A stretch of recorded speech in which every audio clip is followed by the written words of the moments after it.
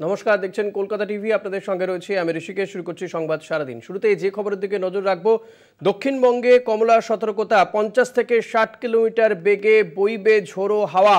বিকেল থেকে কালবৈশাখীর সম্ভাবনা। আর কিছুক্ষণ পর থেকে কালবৈশাখীর সম্ভাবনা। গতকালের মতো আজও ঝড় বৃষ্টির পূর্বাভাস। কমলা সতর্কতা জারি করা হয়েছে দক্ষিণবঙ্গে। শাশ্বতী রায় রয়েছেন আমার সঙ্গে টেলিফোনে। শাশ্বতী, কি পূর্বাভাস দিচ্ছে আলিপুর আবহাওয়া দপ্তর? বিকেল থেকে সন্ধ্যের মধ্যে ঝড় বৃষ্টির পূর্বাভাস রয়েছে ইতিমধ্যে, এবং কমলা সতর্কতা জারি বিশেষত দুই 24 পরগনা, নদিয়া, বীরভূম এবং পূর্ব বর্ধমানের ক্ষেত্রে। এছাড়াও দক্ষিণবঙ্গের বাকি জেলাতেও ঝড় বৃষ্টির পূর্বাভাস রয়েছে। কোথাও কোথাও বিক্ষিপ্তভাবে শিলাবৃষ্টিও হতে পারে বলে জানাচ্ছে হাওয়া অফিস। এবং এই পরিস্থিতিতে বলা যায় যে প্রচুর পরিমাণে জলীয় বাষ্প বঙ্গোপসাগর থেকে রাজ্যে প্রবেশ করছে, যার জেরেই এই বৃষ্টি। বিশেষত দক্ষিণবঙ্গের ক্ষেত্রে আগামীকাল পর্যন্ত বৃষ্টির পূর্বাভাস জারি করা হয়েছে, এবং সন্ধ্যের পর থেকে বিশেষত দক্ষিণবঙ্গের সমস্ত জেলাতেই ঝড় বৃষ্টি জারি থাকবে। সঙ্গে 50 থেকে 60 কিলোমিটার বেগে বইবে ঝোড়ো হাওয়া।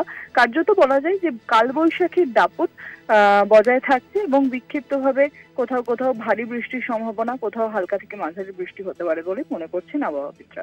শাশ্বতী, এই সময় উত্তরবঙ্গের আবহাওয়া কেমন থাকবে? দেখো, উত্তরবঙ্গ ঝড় বৃষ্টি আছে, তবে দক্ষিণবঙ্গের মতন সতর্কতা জারি নেই। বিক্ষিপ্তভাবে উত্তরবঙ্গের দার্জিলিং, জলপাইগুড়ি, কোচবিহার এই জেলাগুলিতে বিক্ষিপ্তভাবে বৃষ্টি হওয়ার সম্ভাবনা। কোথাও কোথাও 30 থেকে 40 কিলোমিটার বেগে ঝোড়ো হাওয়া বইতে পারে।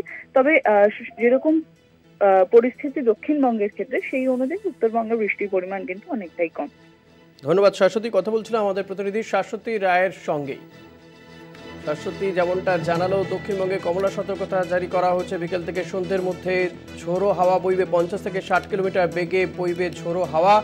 কালবৈশাখী হওয়ার সম্ভাবনা। দক্ষিণবঙ্গে কমলা সতর্কতা জারি। কালবৈশাখীর সম্ভাবনা দক্ষিণবঙ্গের মুর্শিদাবাদ, নদিয়া, দুই 24 পরগনা, পূর্ব বর্ধমান, বীরভূম সহ বাকি জেলাতেও বজ্রবিদ্যুৎ সহ বৃষ্টির সম্ভাবনা রয়েছে। তবে উত্তরবঙ্গে ততটা বৃষ্টিপাতের সম্ভাবনা নেই।